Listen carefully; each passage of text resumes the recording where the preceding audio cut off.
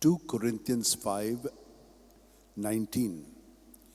God in Christ was reconciling the world to himself and entrusting to us the message of reconciliation. O devoted servant of God, St. Francis Xavier, your heart was burning with love for Jesus. Impelled by this love, you went from country to country and spent yourself unto death, proclaiming the name of Jesus and the good news of salvation.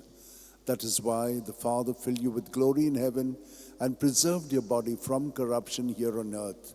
Filled with joy for these unique gifts, we join you in praising the Father. And now we ask your intercession for ourselves. You may pray for whatever you want through the intercession of St. Francis Xavier.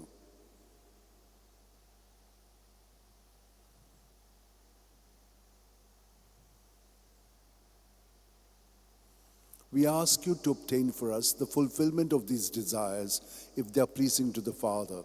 And for everything, together with you, we praise the Father through Jesus in the Spirit. Amen. And may Almighty God bless us, Father, Son, and the Holy Spirit. Amen.